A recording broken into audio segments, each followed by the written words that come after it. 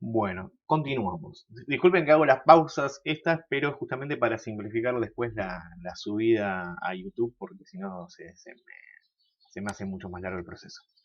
Bueno, entonces decíamos que el divisor, que n es divisor de m si existe un k tal que multiplicado por n me dé ese valor m. Bien, entonces podemos decir directamente que la definición uno y la definición 2 son recíprocas, es decir, que si el número m es múltiplo del número n, dicho número n es divisor del número m, y es verdad, pero con el cero no es válido. Y esto es importante aclarar, porque una cosa es que el cero sea múltiplo del cero y otra cosa es que el cero sea divisor. Bien, porque eh, nosotros y prácticamente siempre trabajamos desde la primaria con que no se puede dividir por cero y todo esto. Vamos a intentar eh, demostrar esto, dar unos ejemplos que nos lleven a convencernos principalmente de por qué no se puede dividir por cero. Vamos a poner un ejemplo simple que es 0 por 7 sabemos que es igual a 0. Entonces, 0 es igual a 0 dividido 7. Básicamente lo que acabamos de hacer en ese paso es dividir al 0 por 7. Ese 7 que estábamos multiplicando, dividirlo en ambos miembros, entonces nos queda 0 dividido 7. De manera tal que el 0 es múltiplo del 7 y el 7 es divisor del 0. Hasta ahí no hay ningún problema. Aunque también 0 por 5 es igual a 0, entonces 0 también es igual a 0 dividido 5. Por ende, el 0 es múltiplo del 5 y el 5 es divisor del 0. ¿Sí? Nosotros acá ya podemos divisar que cualquier valor que nosotros le pongamos, sea el 7, sea el 5, sea el 1000, sea el 3.247.321, van a ser divisores del 0, ¿sí? Y también el 0 va a ser múltiplo de esos números. El punto es, si nosotros nos preguntamos, ¿el 0 es divisor del 0?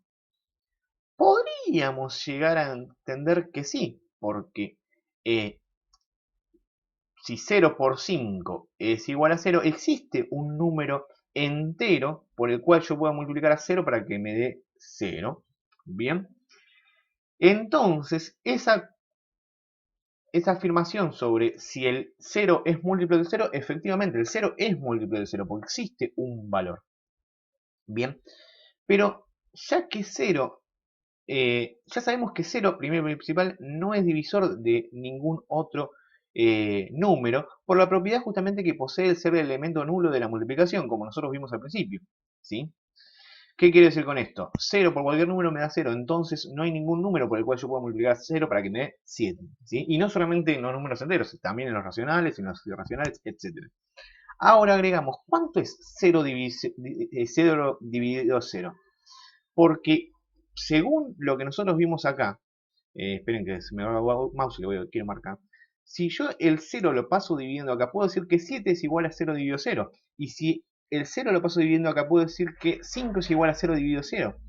Entonces, hay una indeterminación por la infinitud de resultados posibles que esto tiene. Por todo esto, no es posible dividir por 0, porque no existe un valor único el cual nos permita llegar al resultado de 0 dividido 0. Tenemos infinitos resultados.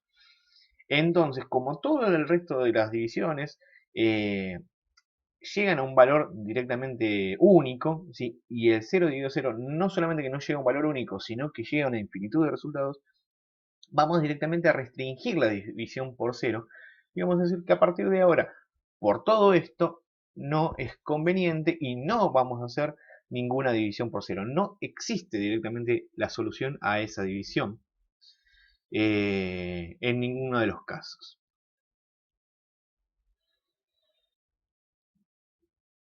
Dado esto, vamos a pasar a la definición 3 y la definición 4, ¿sí? Que define al número primo y al número compuesto y los diferencia uno de otro. Se dice que un número natural es primo si y solo si únicamente es divisible por uno y por sí mismo. Entonces acá básicamente vamos a dar un ejemplo de los números primos. Primeros, el 2, el 3, el 5, el 7, el 11, el 3, el 17, etc. ¿sí? Y es más, vamos a afirmar que, no lo escribo acá, pero sí que los números primos, al igual que el resto de los números, son infinitos. Hay infinitos números primos. Para esto hay una demostración preciosa de Euclides, también el que se encargó de la geometría, también tiene una demostración de la infinitud de los números primos, que intentaré adjuntar posterior a estos videos de un licenciado en matemática que se llama Gustavo Piñeiro. Fue un profesor mío, la verdad que no porque fue un profesor mío, pero sí es un genio y lo explica muy bien. Si esos videos, si los quieren ver, son como una bibliografía que acompaña a estos videos, ¿sí? Van a ver que también trabajo con los números negativos, eso no se queden también, pero si les gusta entender por qué los números primos son infinitos, por qué el cero es par, entre comillas, hace unas tantas demostraciones que son muy interesantes. Yo los adjunto, después, si ustedes quieran, véanlo como para decir una manera, bibliografía complementaria. Esto sí es obligatorio, esto que estamos dando es necesario que lo pasen a la carpeta. Lo demás no es necesario que lo pasen a la carpeta, obviamente, pero sí si se quieren guiar y estaría buenísimo que lo vean. La definición 4 dice que un número natural es compuesto, o sea, que es compuesto sí y solo si no es primo. Es decir, ¿cuáles ingresarían acá? Ingresarían el 4, ingresarían el 6, ingresarían el 8, el 9, el 10, etcétera, todos los que no aparecen en esta lista. Y lo importante aclarar acá es aclarar que el número 1 no es primo, ¿sí? Por el teorema fundamental de la aritmética, que no lo vamos a ver en esta clase, sino que lo vamos a ver en la clase siguiente, que básicamente no es que sea un capricho, sino que simplifica poder demostrar este teorema y simplemente el tema de factorizaciones. Luego, en la siguiente clase lo voy a desarrollar correctamente. Pasamos al siguiente video.